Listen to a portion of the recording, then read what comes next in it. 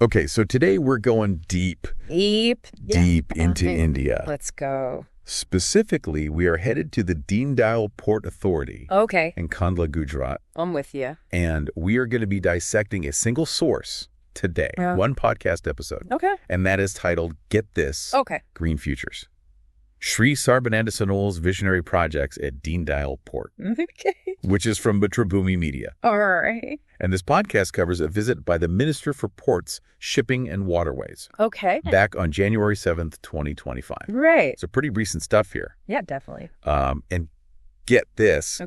The minister wasn't just there for like a photo op. Right. He was laying the groundwork for some seriously ambitious projects. Interesting. That hint at India's game plan for a sustainable future. I like it. So really interesting stuff. Yeah, this is great. So I'm excited to jump in. Me too. So going through this podcast, it's clear that the minister is putting his weight behind some pretty ambitious projects. All right. Like really ambitious. Okay, let's hear about them. Okay, so let's break down these three key developments. Right. Okay, so the podcast highlights the foundation stone laying for two centers of excellence. Two. Wow. One focused on green hydrogen. And the other on green maritime fuels. So these are the centers of excellence? Exactly. Okay. Then there's the inauguration of some seriously impressive harbor mobile cranes. Right.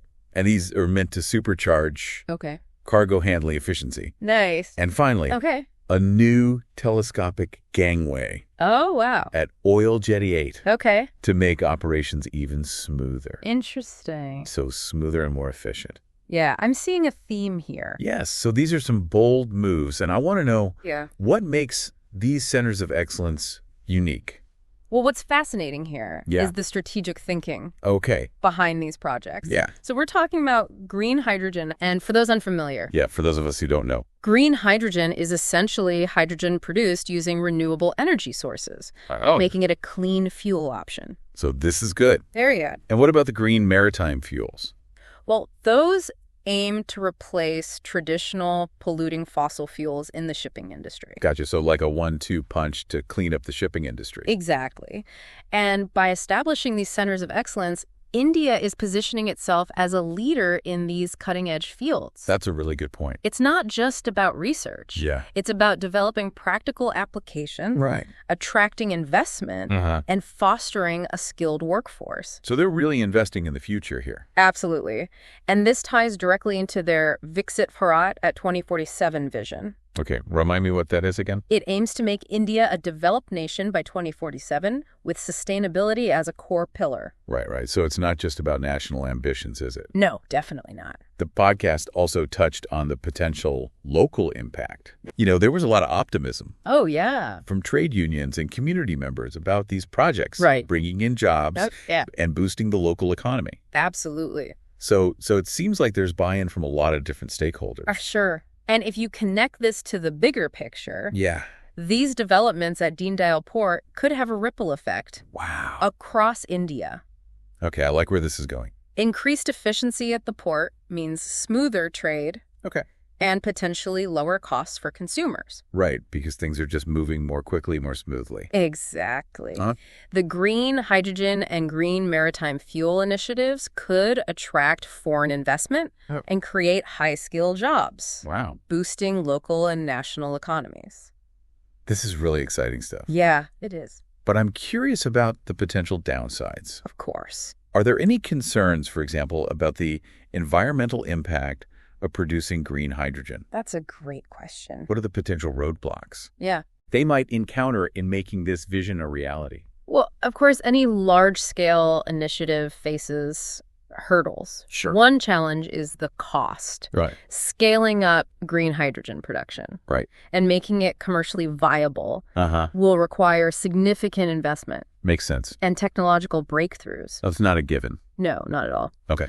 There are also infrastructure concerns. Yeah. Like how do you integrate this new technology with existing systems? That's a good question. And let's not forget the social impact. Yeah, that's an important one. Transitioning away from fossil fuels could disrupt traditional industries and jobs. Yeah. There's also the question of land acquisition for these projects, which can be a complex issue in India. That's a good point. And how does India's approach compare to other countries pushing for sustainable development? Are they ahead of the curve, or are they playing catch-up? Well, India is definitely making strides in sustainable development. The scale and ambition of these projects at Deendayal Port are impressive. It does seem like they're going all in. They're not just dipping their toes in, they're diving headfirst into the green technology sector. However, other countries, like those in Europe, have a head start in certain areas, like wind and solar power. Interesting. What's interesting is how India is leveraging its strength, like its vast coastline and abundant renewable energy potential, to carve out its niche in the global green landscape. So what does this all mean for India and for the world? Well, the minister himself, during his visit, said, and I quote, "Okay, India is not just aiming to be a developed nation, but a responsible global citizen leading the way in sustainable development." Wow, that's powerful. This vision is certainly inspiring. It is. But are there any skeptics within India who doubt the feasibility of these goals? You know, what struck me while listening to the podcast was the sense of urgency and optimism. Yeah. Even in the face of challenges. It's not just about building things. It's about building a new future for India.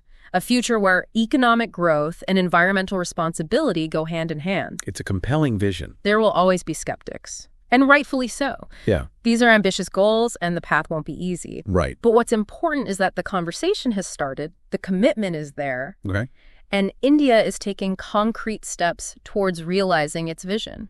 This really makes you think. It does. India is a major player. For sure. On the global stage. Yeah.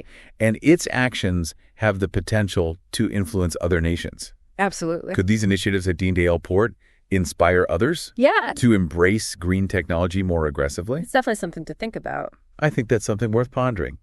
And on that note, we wrap up this deep dive into India's green future.